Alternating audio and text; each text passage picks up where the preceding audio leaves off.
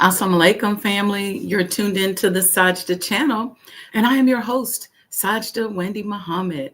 Welcome, welcome, and welcome. We're going to have a power-packed conversation this morning. So be a friend, tell a friend. We're going to address a statement that I learned in an exercise many, many years ago during my training to become a certified emotional intelligence trainer or coach. And it is a question that we were asked to ask ourselves. What am I? We were told to write a person's name at the top of the page, somebody that bothered us, and just said, what am I thinking about you, so-and-so, so-and-so, that is impacting my ability to move forward or impacting my well-being, thoughts about other people and how they impact you. So we're going to unpack that this morning. So be a friend, tell a friend, and we'll be right back on the other side of a few short commercials, give y'all time to get in the room, and a beautiful prayer. All right. Y'all can see I'm filled with gratitude today. Got my grateful shirt and my grateful cup. This is what happens when you start cleaning out your closet. Like, oh, I can wear this. I forgot about that. Okay, so we'll see you all in a few. Again, be a friend, tell a friend. We'll see you on the other side.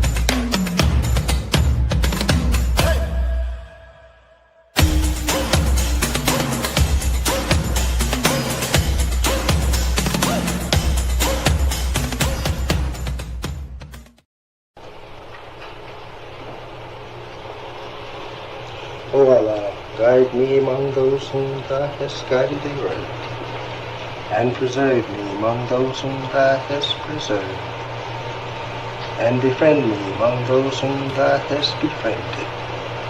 Bless me in whatsoever Thou dost grant me, and deliver me from the evil of what Thou hast judged. Surely Thou judgest, and none can judge against Thee, and he whom Thou befriendest is not disgraced. Blessed art Thou, O Lord, and exalted be Thee above what they set up besides Thee. I bear witness, nothing deserves to be served besides Thee, and I bear witness that Muhammad is Thy servant and apostle. Amen.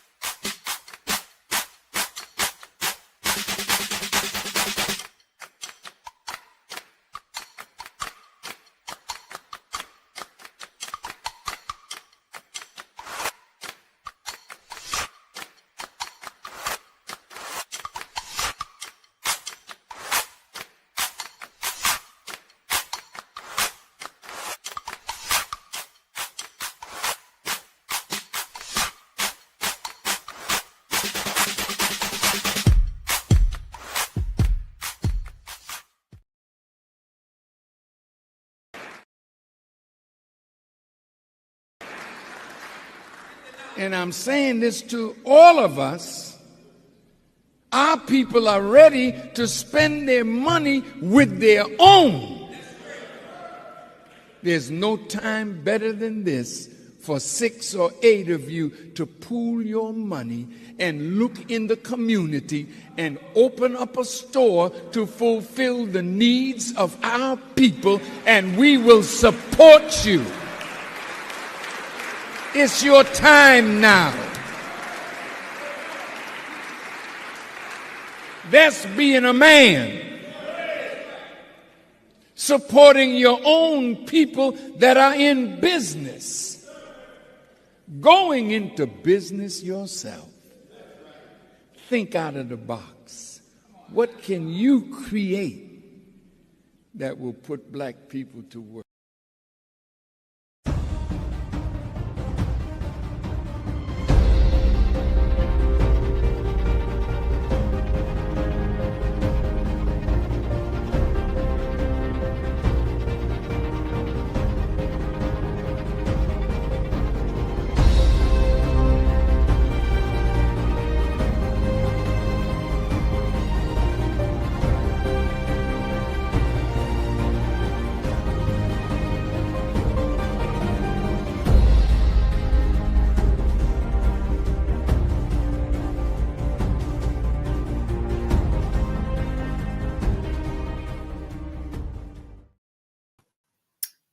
Happy Saturday, Assalamu alaikum, and welcome to the Sajdah channel. I'm your host, global thought leader, Sajdah Wendy Muhammad, and it's on this channel where we explore the art and science of business, and we intersect that with spiritual intelligence, psychological mastery, and economic strategy.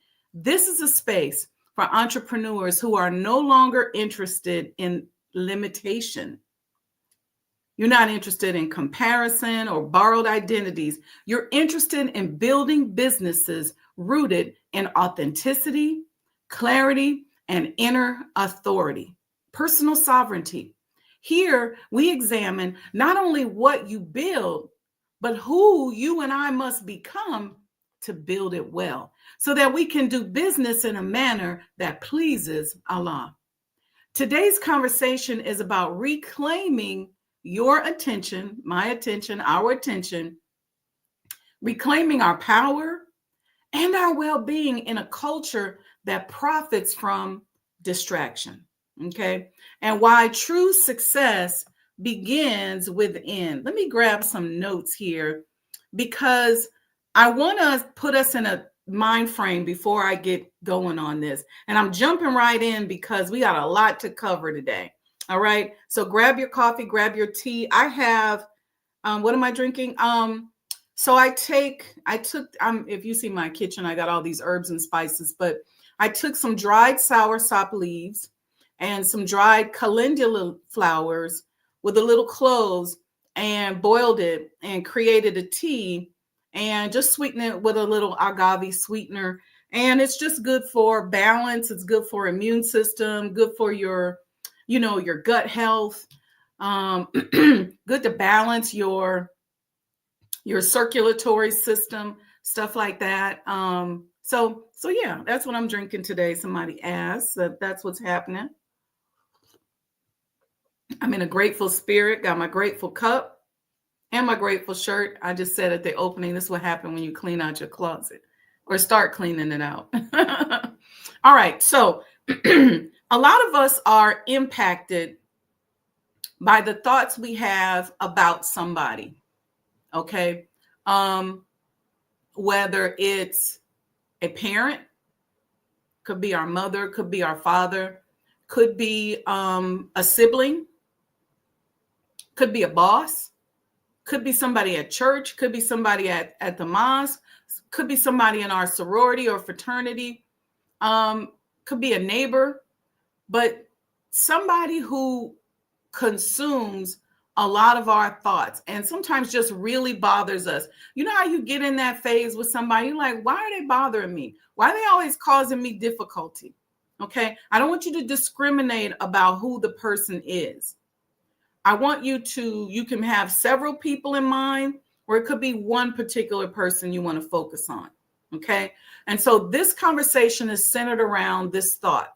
I posted it earlier this week. If you are consumed with thoughts about someone, I want you to ask yourself this question.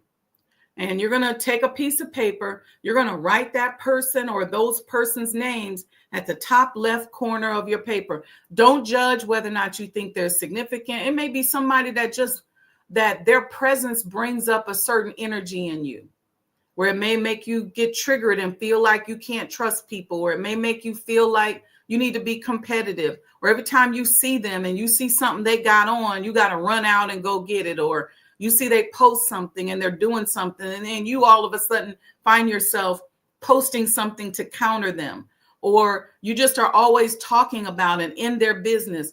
We're going to work on that today, because there's some of these kind of things that's preventing us as entrepreneurs from pooling our resources, from working with those 6 to 8 people, coming together, going into business. So if you are consumed with thoughts about someone, ask yourself, what am I thinking about you, so-and-so, that is depriving me of my well-being? It's a loaded question. I should have put it in the chat. What am I thinking about you, so-and-so, that is depriving me of my well-being? This is not a question about envy, admiration, or any type of interpersonal conflict. It is a diagnostic question about cognition, power, and economic capacity. Specifically, it asks how internal interpretations shape external behavior, decision-making, and the ability to cooperate at scale. It could be that you are intimidated by people from another culture.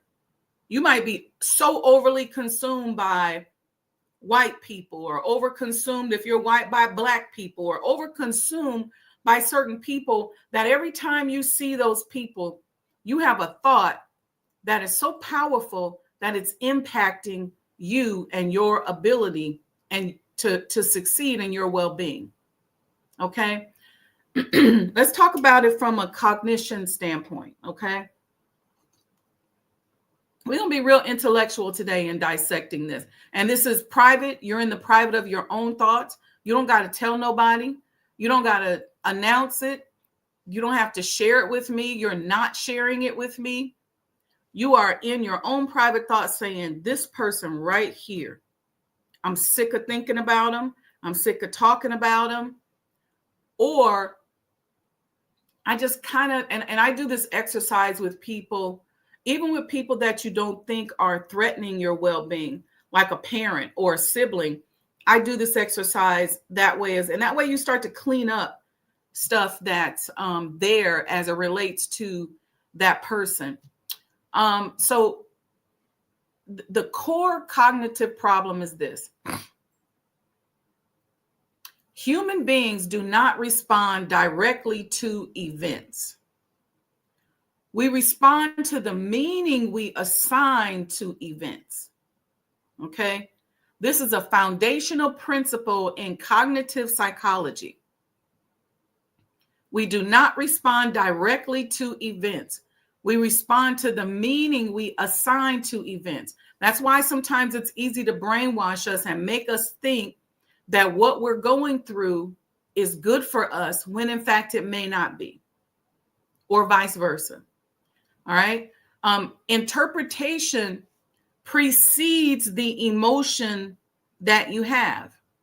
So you don't have an emotional reaction to the event until you respond to whatever emotion or the meaning you assign to it. So if you say this means such and such, so-and-so, it's like people that are superstitious. Oh, black cat crossed the road. This means. So now you have an emotional response to it. So how you interpret it comes before the emotion. So when you find yourself getting scared, don't focus on the fear, for example. Focus on what meaning did you attach to that thing before. you had the emotion. Once the emotion sets in, then comes the behavior. Okay. So now what do? You start slamming things. You start making a comment. You start talking about people. You get negative. You try to block the person. You decide I'm not gonna deal with this person. Whatever you decide, that then dictates the next outcome. So that emotion leads to the behavior, and then the behavior leads to an outcome. All right. So we have the interpretation, then the emotional response, then the behavioral response, and then the outcome. Okay. So when an entrepreneur becomes cognitively preoccupied with another person's success, visibility, or their access, the critical issue is not the external fact of that success. The issue is the internal attribution that you and I attach to it. And that attribution determines whether the other person is perceived as a collaborator, a competitor, a threat, or a signal of personal inadequacy. See, a lot of times we don't understand what makes us unattractive. See, there's a lot of things that are happening behind the scenes spiritually that make us unattractive when it comes to working with us. And a lot of us just go into rugged individualism and we say, okay, I'm going to be successful by myself. I'm okay. I got good credit. I can go out and borrow and have whatever I want. But we're unattractive and unable to get to that next level because these types of foundational things on a cognitive level need to be cleaned up. So some of the competitive behavior that we experience comes from that chain of events, right? We see something, we interpret what that means. We then have an emotional response to that interpretation. Then we have a behavioral response to that interpretation. And then there is what? An outcome. That outcome is vibrational. So it helps people to know, oh, I really like this person, or I can be comfortable with that person, or whatever. And the key thing for us today is to not lie to ourselves.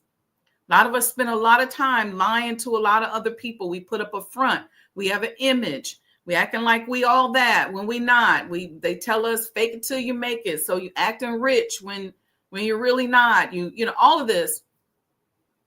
Today is the time for us to have a private moment and not lie to ourselves. Okay. Now let's talk about the environment. Our entrepreneurial ecosystems intensify this dynamic. Okay, because outcomes are publicly visible when oftentimes the process is invisible. So we see the outcome. Like you may say, I see Sister Sajdah online and I see she's doing this, or she's done that, or she's done this, but you don't see the processes behind the scene that I use to get where I am. And you don't see the challenges that have been there or the things that I may go through. So we find ourselves wishing for somebody else's life when in fact, if we had to deal with the pressures that person has to deal with, we probably would pass out. So when we don't see that behind the scenes stuff, it makes it easy to compare. Okay. And it creates a challenge for us when we are going into business with people. For Black entrepreneurs, this cognitive vulnerability is compounded, right, by what has happened to us historically. So our economic participation does not occur on what they call a neutral timeline. Meaning that somebody just leaving us alone. We're just neutral to be able to do whatever it is that we want to be. Our timeline is not and has never been neutral. It's probably the most volatile and impacted timeline of just about any other culture around the world. Now, a lot of people don't want to talk about this. They got this whole AI thing. Every time I mention historical preservation, you got a bot that says, stop living in the past and all of that stuff. But we're not listening to that. We got to be able to analyze mathematically how to neutralize our timeline. Okay, so our economic participation unfolds against what I would call a backdrop or a timeline of exclusion, delayed access, labor issues, systemic issues, epigenetics. So there's a lot there. But when there's a lot there, that means that we have the ability to be even greater as we master it. And we've been mastering it. We just have to make some tweaks, I believe. So as a result of all of this, when other people advance, our internal response often activates historical memory rather than a present moment assessment. And oftentimes we don't even realize we're doing it. Okay, there's a historical memory that oftentimes gets access. Sometimes it's a traumatic memory. Like you may remember when you were insecure and you weren't doing as well as you're doing now, but then you see somebody that you feel like is doing better than you or doing different from you.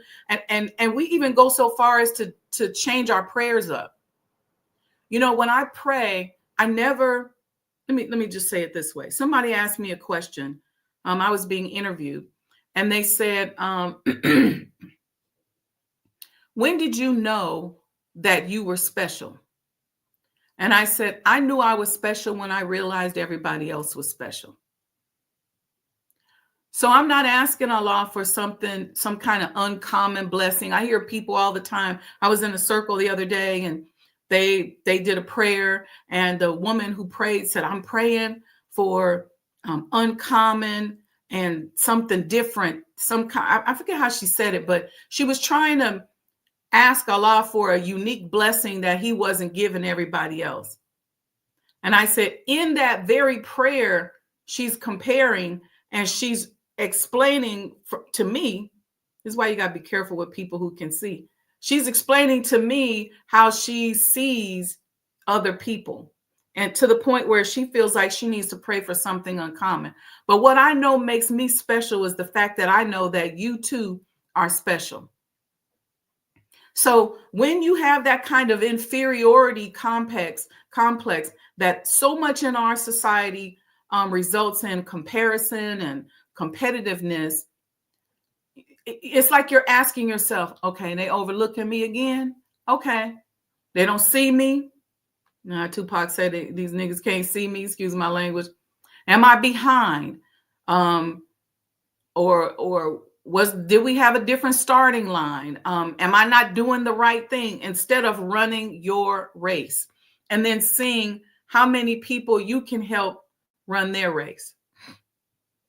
All right. Let me see how y'all doing in the chat. We're going to take a quick, I see a lot of y'all in here. We got a lot to cover, so I'm going to keep going. We are all favored.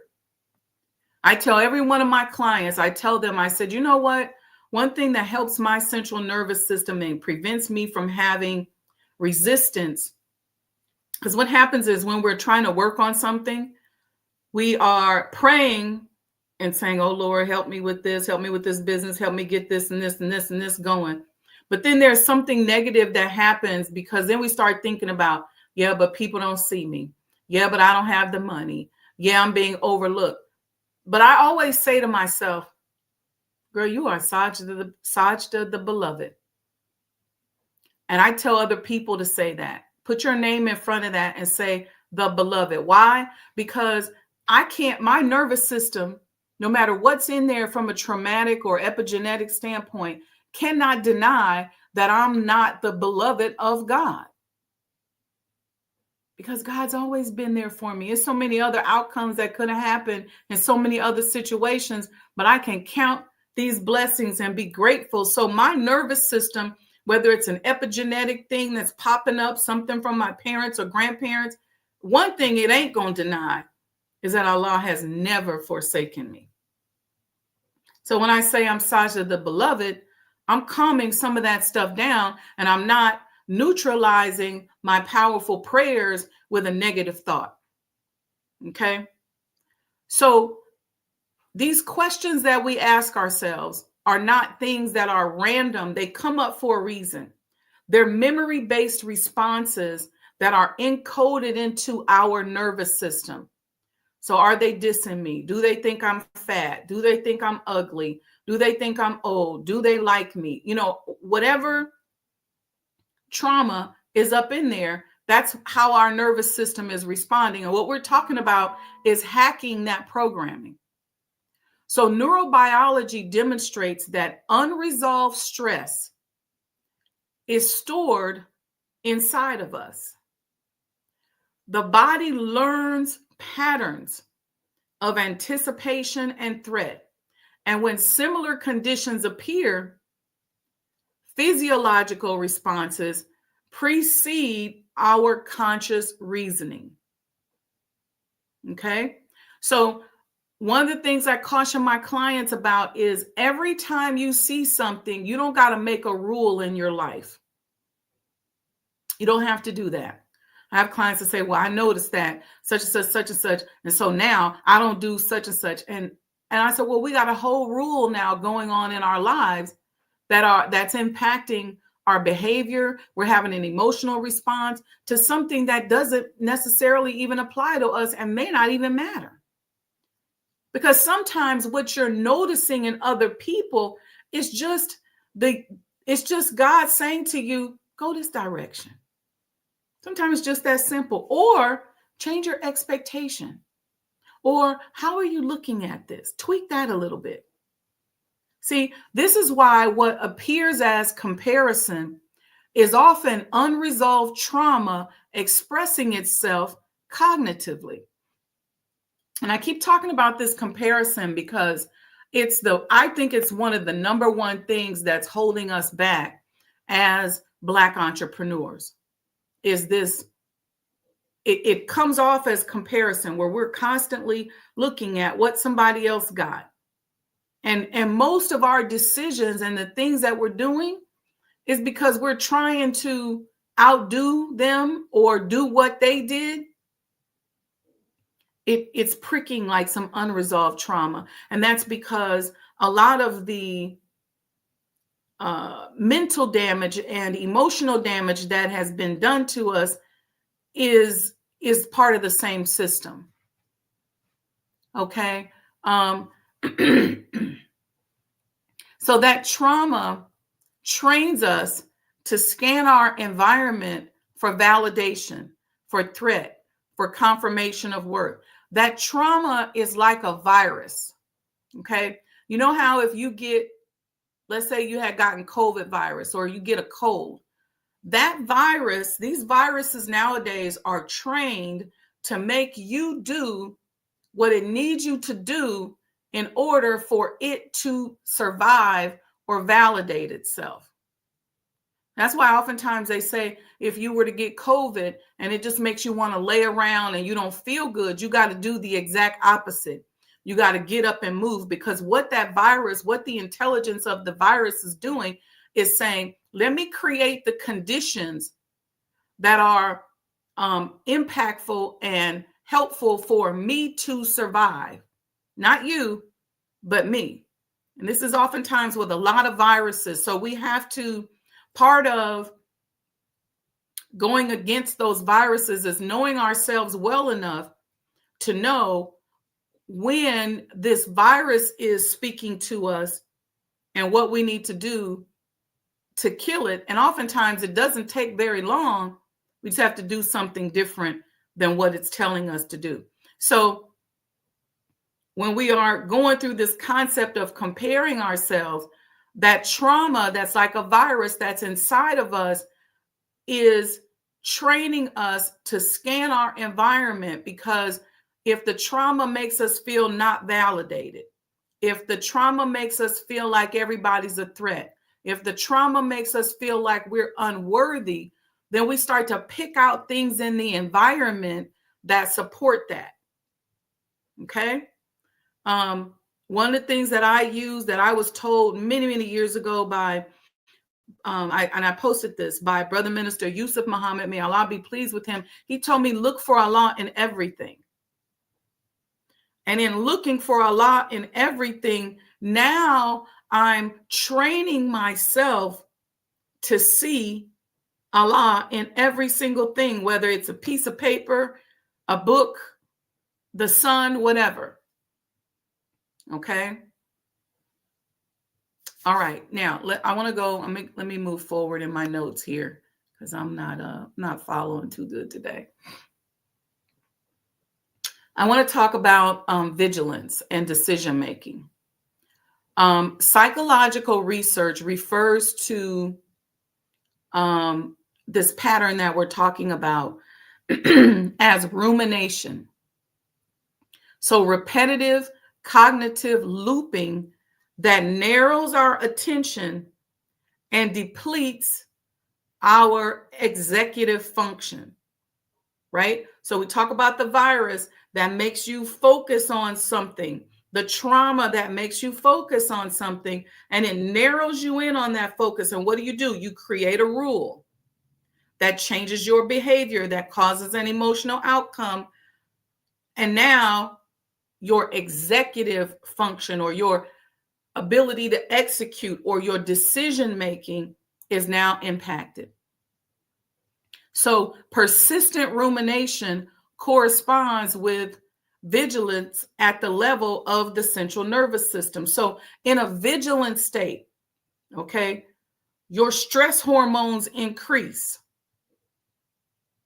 and your cognitive bandwidth narrows. Like when you feel like you got to be a vigilante, you got to go full force on something, you got to really focus. This can be good and bad, but when somebody else is pulling the strings and making you do this type of comparison and this rumination work, you go into this vigilant state. Now you got your cortisol levels are high, your stress hormones are out of whack. Your cognitive bandwidth now narrows, so you can't think about multiple outcomes. That's another strategy we use in coaching, where we help you think, expand your cognitive bandwidth by helping you to think of various outcomes as opposed to a narrow outcome. Because when your outcome is narrow, now your decision making becomes reactive as opposed to strategic. So the way we increase our ability to strategize is to expand our cognitive bandwidth. All right. So entrepreneurs who have a narrow bandwidth when it comes to their cognitive abilities oftentimes will suffer from a productivity standpoint, and they will find themselves pretty much just doing what they see other people doing. They don't really have original thoughts. They just are scanning, whether it's the internet or scanning other people, going, okay, I'm going to do that too. I'm going to copy off of that. I'm just going to tweak this a little bit. Okay.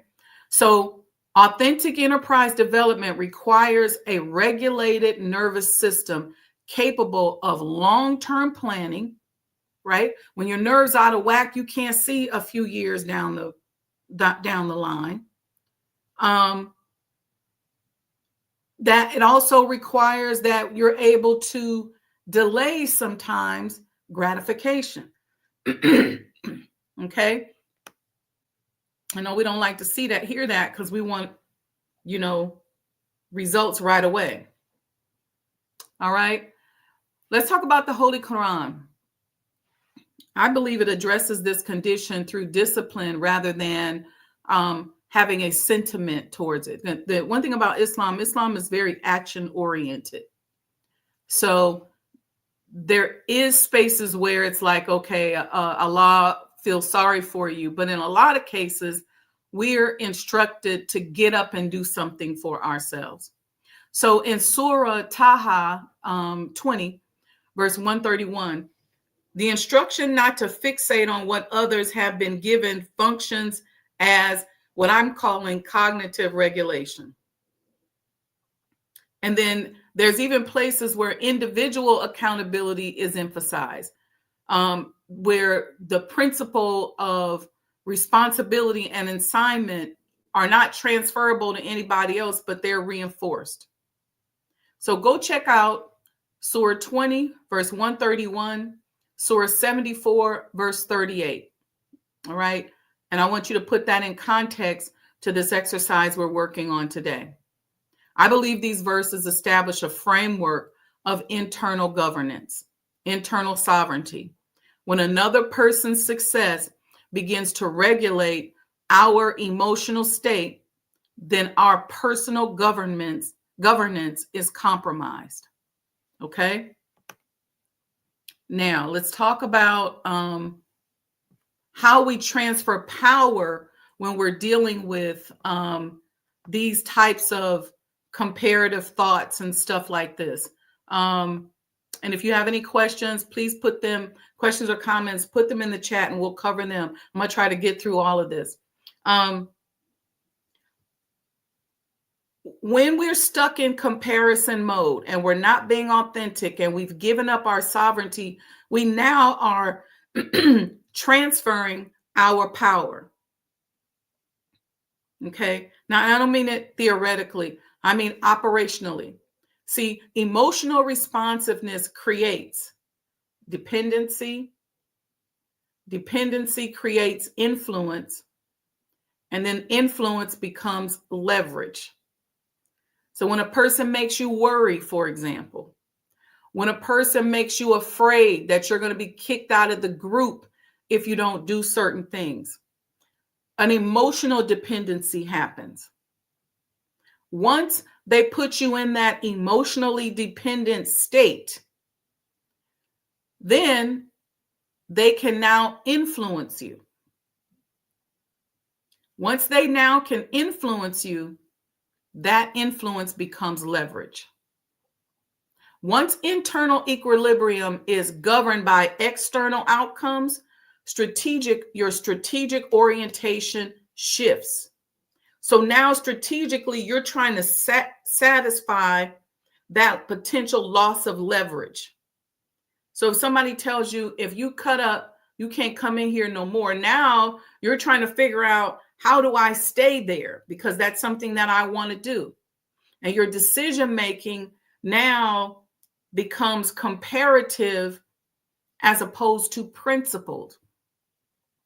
See, part of what prevents us from falling off of our discipline, right, whether it's as a Muslim, a Christian, a Buddha, is understanding that our decision making has to be based in certain principles. Okay? Not based on a rule that we created because we're comparing ourselves to somebody else. The timing in which we respond to things becomes very reactive as opposed to situational. Our vision narrows. Okay, this is why, excuse me, in the book, you hear me talk about, I don't believe that we should, this is personal opinion, we should be subscribing to a particular political party. We should be very issues driven. And that's how we should approach this thing. Why? Because once we become issues driven and we're principle driven, we can be stronger. It's hard to push us off our square. It's harder to over influence us, but there's so many cognitive gifts. Our third eye opens when we become more principled, because now the mind and the central nervous system is saying, oh, okay, there's something solid I can base my decisions on. I'm going to move based on that particular principle, as opposed to whether or not I satisfy you, or whether or not I'm caught up in whatever leverage you have over me. Okay. This is how individuals are taken off course without even, overtly being manipulated. Certain systems benefit when people abandon their internal principles or their internal reference points and adopt some type of external metrics. Okay. So a distracted entrepreneur is easier to manipulate. A reactive entrepreneur is easier to misdirect because you already know all I got to do is make this happen and they're going to freak out and do such and such. All I got to do is threaten them with certain things. Once I get them into a collective way of thinking, they're not going to follow their principle. They're going to follow their potential loss of access. Okay. Now, then the question becomes economic, right? Our well-being includes what I call a relational capacity. I covered this in the book. Our relational capacity is our ability to collaborate, to be partners, to pool our resources, to share risks, to recognize complementary strengths. Historically, Black economic advancement has depended upon cooperation. But now that we're caught up in some of this unprincipled behavior, it's difficult for us to cooperate. There are fraternal organizations, churches, banks. There's so much that was all about cooperation in the past. But this began to decline when our trust in one another eroded. See, it's difficult to trust somebody when you don't know what principle they're standing on. See, if you and I are Muslims and we go into business together, I know that there are a set of principles or rules that you and I are living by. So even if I don't like you, I can still work with you and I can still pool my resources with you. Why? Because those principles are at the core of how we're moving. But if I know that you tripping on access and one day you're going to wake up and feel like I got more than you, or that you don't like me, or if somebody can slide on you and slack talk and gossip and say something negative about me that's going to impact your behavior, now it becomes difficult for us to work together. And then we become fragmented, which then weakens our collective leverage. I hope y'all getting this. I'm covering a lot and I know I'm talking fast. The Honorable Elijah Muhammad's insistence on unity and his insistence on pooled resources, we got to understand in this context, because he wasn't being rhetorical or sentimental. It's scientific, mathematical, and it is diagnostic to help us prevent this fragmentation. This fragmentation is our primary barrier when it comes to our collective power. He emphasizes internal discipline as a prerequisite for economic independence. So we've spent all this time since the minister stood back up on self-improvement, what? The basis of, or a basis of community development. That internal discipline, that living our lives based on certain principles that are a prerequisite for economic independence. What has happened now, though, is because the way America is starting to plummet, we got to hurry up. And now we got to get ourselves together and work on our economic independence. So once we are divided cognitively, and we're fragmented because we're not living based on those principles, we're living based on access, we're living based on influence by other people, that maybe are not living according to those principles, who may just want to control us, who may just want to keep a job, who may just want to be in business with us. There's all kind of different stimuli out here in the world. Once we become fragmented like that, we can't sustain independent economic systems. Okay. So Islam in general reinforces this framework, all right, by organizing principles rather than emotional appeals. Brotherhood, sisterhood functions as an obligation. It's not a sentiment. Trust, rooted in ethics and ethical behavior because we're living according to certain principles.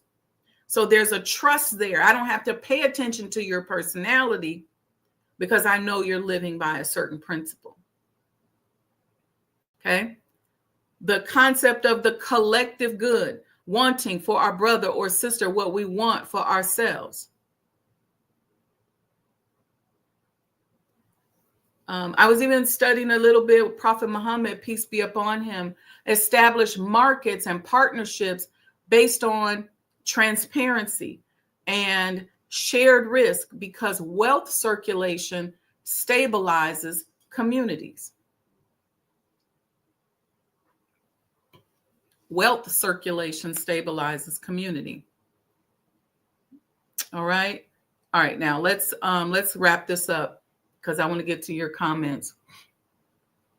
The operational question remains: what am I thinking about you that prevents collaboration? Why does what I'm thinking about you matter? Because if what I'm thinking about you is not rooted in a principle, then I'm impacting not only my ability to be successful based on the principles and the mental breakdown we talked about here, but I'm also impacting the collective as well. What interpretation do I have or am I living by that disqualifies partnerships or pooling of resources before they even begin? What assumptions am I making about you, and what assumptions are you making about me that block access to our collective capacity to work together? See, when these internal frameworks are corrected, then our well-being changes. It's just mathematical. We then have the capacity to collaborate because we don't have to be as afraid. We have the capacity to pool our resources, the capacity to build durable, ethical, and resilient economic systems. This is not idealism. And I think sometimes we've thought when we hear do for self, it's like ideal. No, this is helping us to integrate psychology, history, economics, spiritual laws to restore our internal governance. And it's only a matter of time once we do that when our external outcomes and behaviors will make a difference. Okay? So I don't care what you look like. I don't care who you are. I don't care if you wear a uniform, a headpiece, a hijab, whatever it is that you do. If you live your life based on certain principles, pick up the Holy Quran, grab some tapes, go into the Bible, live by those principles. All the Abrahamic religions have the same basic principles. You can pick up any one of them. If your foundation is Islam, under the teachings of the Honorable Elijah Muhammad and the Honorable Minister Louis Farrakhan, like mine is, then those are the principles that you are going to focus on living by. And it doesn't matter what the person looks like on the other side. You're living by certain principles. Okay, so let me shout y'all out in the comments before we go. I see Brother Lamont in the house. He says, Walaikum salam, good morning, happy Saturday. Give me a thumbs up if any of this made sense or resonated with you today or even helped you, let me know. Dress code is in the house. She says, wa alaikum salam. Hey, dress code. Assalamu alaikum. Mom's in the house. She says, happy Saturday, everyone. Sister Amina Hanan is here. She says, assalamu alaikum, family. Buen dia from, I don't know where that flag is, Sister Amina. Where you at, sis? She's drinking chicory coffee to help with gut health this morning. Let us know where you are. She said, I love that we are all favored. Yes. Sister Alita is in the house. She says, assalamu alaikum, morning blessings, family. Who else we got? Sister Alita had the bullseyes up there. Dress code said, this ministry is healing. All praises due to Allah. My goal is to help us. Sister Ida's in the house. She gives the greetings. Let me know what y'all think, how y'all feel. Listen, my goal, people in here who know me, is to liberate us, to free us, and to help us. I believe that that's part of my own personal reason why I showed up on the planet. Even when I have metaphysical visits from people who have traveled on or historical generational people, you know what the conversation is always? I want to be free. It's about freedom. And so I ask, how can I help?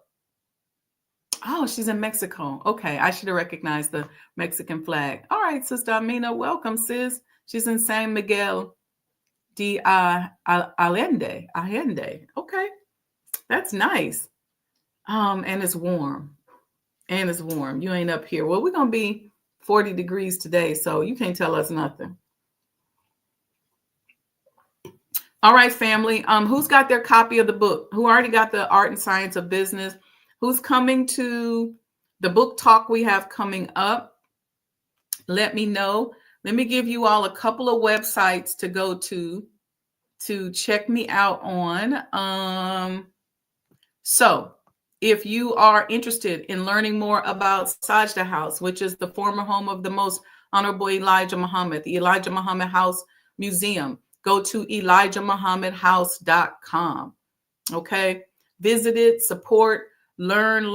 We got some exciting things coming up. If you want some advisory services or some coaching, go to SajdahWendyMuhammad.com. All right. Coaching, go deeper into some customized stuff based on what we talk about here. Go there. All right. If you don't have a copy of the new book, go here, artandscienceofbusiness.com. All right. And if you follow me on social media, it's there. It's all over the place. Let's see who else we got here. Sister Ida said, got it. She put a check mark. All right. I appreciate you all. Anyway, I hope this helped. We'll figure out what we're going to do. We try to do something on the holidays over here. We did on Thanksgiving, we did a money psychology marathon. I don't know if you all remembered a few years ago, but I did a manifestation series. And we may show that. If you're interested in that, let me know. You all just got to promise me that you're going to, support. Make a donation. It might be $10, $25, but make a donation, because if you were going somewhere to some of these big coaches, they charge them big money for this. And I'm not charging you. I'm giving you game. And I know it's general. And of course, if you book a coaching session, there's a fee, and I will give you one session for free. And that's just kind of like your consultation. But make a, support.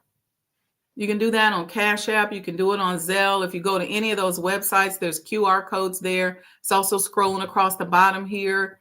You can hit the super chat right here on YouTube. But, the best way to do it is to just do it directly. All right. If you enjoy this platform, if you want us to continue to bring this to you, we are still working on a show that I'm hoping to be able to do by the summer that where we'll be actually visiting your businesses.